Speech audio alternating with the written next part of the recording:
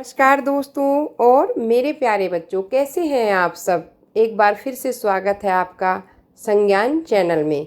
आज मैं आपके लिए एक बहुत अच्छी और प्रेरणादायक कहानी लेकर हाजिर हुई हूँ।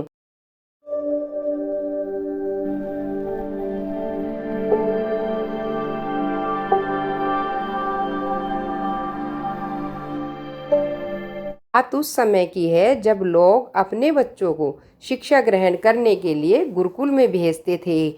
एक बालक था, उसका नाम था देवांश।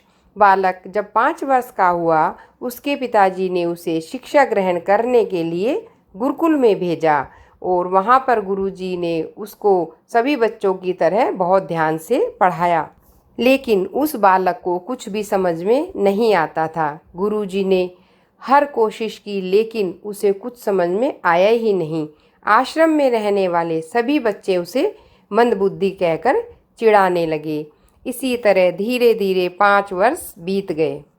उसकी कक्षा के सभी छात्र अलग अलग क्लासों में चले गए, लेकिन वो उसी कक्षा में रहा। जो छात्र उसके बाद पढ़ने आए थे वे भी उसके आगे वाली क्लास में चले गए। गुरुजी समझ चुके थे कि इसे कुछ भी समझ में नहीं आ सकता। उन्होंने उससे कहा, बेटा, पढ़ना लिखना तुम्हारे बस की बात नहीं है। मुझे लगता है तुम्हारे भाग्य में विद्या नहीं है। मैंने अथक प्रयास किया। इससे अच्छा तो बेटा तुम अपने माता पिता की सेवा करो और उनके काम काज में हाथ बटाओ। उस बालक को यह सुनकर बहुत दुख हुआ और चिंता सताने लगी कि मेरे भविष्य में मेरा क्या होगा। अगर मैं घर जाता हूँ तो पिताजी क्या सोचेंगे, गांव के लोग भी ताना मारेंगे। उसने ये सारी बातें सोची और सारा सामान उठाकर गुरुजी के चरण छूकर आशीर्वाद लेकर अपने गांव की ओर चल दिया। जब वह आश्रम से चलकर बहुत दूर चला गया तो उसे कुछ दूरी पर कुआं दिखाई दिया। उसे बहुत तेज भूख और प्यास लगी थी। गुरुजी ने उसे सत्तू खाने को दिया था और उसका गांव जाने का बिल्कुल मन नहीं था। तो उसने सोचा, मैं इसी कुएं के पास बैठकर पहले कुछ खा पी लेता हूँ। जैसे ही वह कुएं के पास गया उसने देखा उसमें कोई रस्सी बंधी है। वह पानी खींचते खींचते रस्सी से पत्थर पर निशान बन चुके थे। तो उसने ऐसा देखा, अगर रोज पानी निकालने की वजह से पत्थर पर निशान पड़ सकते हैं तो अगर मैं मेहनत करूं, परिश्रम करूं तो मैं पास क्यों नहीं हो सकता, अगली कक्षा में क्यों नहीं जा सकता। उसके मन में आशा जगी और उसने सोचा कि मैं भी मन लगाकर पढ़ाई करूँगा, फिर देखता हूँ मुझे पढ़ाई मुझसे कैसे नहीं होगी। अब उसके मन में कोई भय और डर नहीं था। वह घर की ओर नहीं चला, वह आश्रम की ओर चल दिया। चलते चलते सूर्य डूबने का समय हो गया। इतने में गुरुजी ने देखा बालक आश्रम की ओर आ रहा है।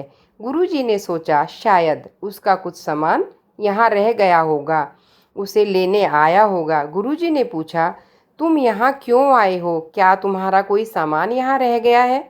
उसने कहा, जी गुरुजी, मेरी विद्या यहीं रह गई थी जिसे मैं इस बार लेकर ही जाऊंगा। अब मैं पूरी लगन से पढ़ूंगा और आपको निराश नहीं होने दूंगा। गुरुजी ने उसकी ओर देखा। उसके मन में दर्द, विश्वास और दृढ़ निश्चय देखकर वह खुश हो गई और कहा कि तुम परिश्रम करो, मैं तुम्हारे साथ हूँ। बालक ने मन लगाकर पढ़ाई करनी शुरू कर दी। दिन और रात पढ़ता जाए। उसे अपनी भूख प्यास किसी चीज़ का कोई ध्यान नहीं था। बालक अपना समय भी नहीं देखता था और 1 मिनट भी कभी खराब नहीं करता था। अब तो वह अपनी पूरी मेहनत से पढ़ाई करता। अभी वर्ष या 2 वर्ष ही बीते थे कि अपनी कक्षा में प्रथम आने लगा।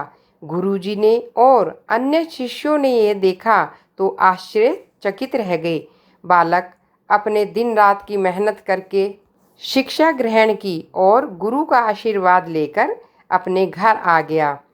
इससे शिक्षा मिलती है कि अगर किसी भी कार्य को कड़ी मेहनत और बार बार प्रयास करने से ऐसा कोई कार्य नहीं है जो हम नहीं कर पाएं।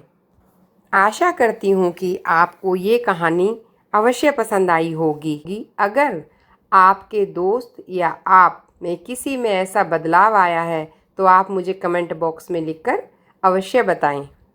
धन्यवाद।